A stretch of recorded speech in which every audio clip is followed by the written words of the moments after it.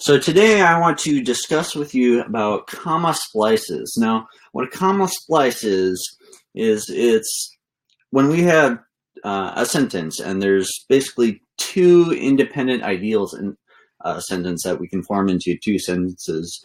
A comma separates those. And in English, we don't exactly want to do that because then it doesn't allow the sentence to flow very well. So what I have here is an example of a comma splice sentence. So it reads, each sentence below is wrong. It has a comma splice. Now this is an example sentence from a worksheet which I handed out to all of you that we'll be working on the first couple examples, and then the rest of the examples you will be working on yourselves. But let's take a look at this one first. So where do you think the comma splice is? Exactly, where the comma is. So right there, right? All right, so let's go to a few more examples of sentences with comma splices. So we're going to be doing examples 2, 3, and 4 from our packet worksheets. Let's start with number 2, and read along with me. Eliza ran to the store, then she bought some candy. Where would our comma splice be? Yeah, right, it's pretty much given. It's right where the comma is going to be. So that's where our comma splice is. Now, what can we do to remedy or rectify the sentence with the comma splice? Right, we could either turn it into two separate sentences, or we could use a transition word, correct? So let's try two separate sentences first. Eliza ran to the store, period, right? And then cross out then, because we're not going to be needing to use that word, and capitalize she. So we have two independent sentences then. Eliza ran to the store. She bought some candy. And the second way we could do this is through transition words. So we could say, Eliza ran to the store, comma, and, so our transition word would be and we could also add then, and then she bought some candy. Now we could also change that comma to a semicolon. That would effectively do the same thing. So does that seem clear? Does that make sense? What we would do for that kind of situation? Perfect. Let's go to number 3. The stock market, and read along with me. The stock market has moved in one direction lately. It has gone down. What do we do?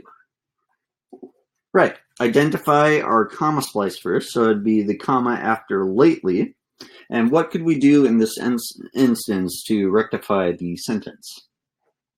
The stock market has moved in one direction lately. Right, we could change it into two sentences with periods. So after lately, let's put a period, right? And then, you're right, capitalize it. Now, a Y, ending with a Y word doesn't really seem right. So let's cross out lately. And let's say the stock market, this is our two independent sentences now. The stock market has moved in one direction.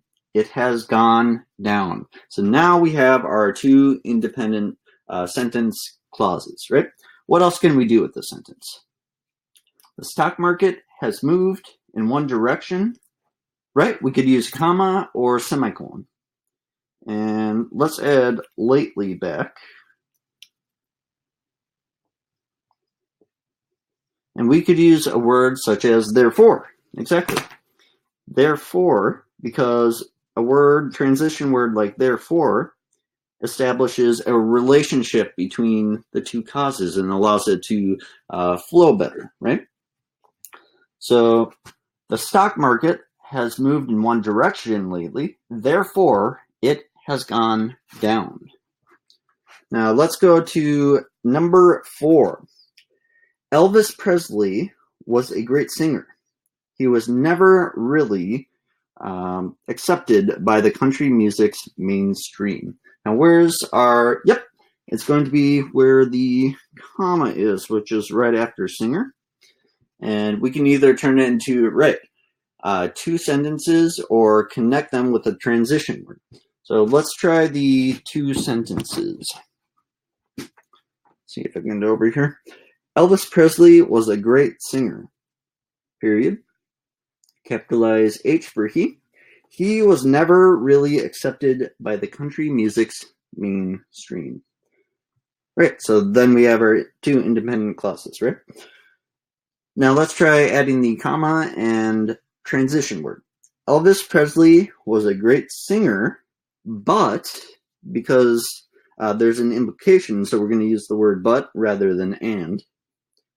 But, comma, he was never really accepted by the country music mainstream. So does that make sense? When we use transition words, we also want to make sure that they make sense in that instance. So therefore, kind of shows that there is a direct relationship, but kind of shows a contrast. So does that make sense? Awesome.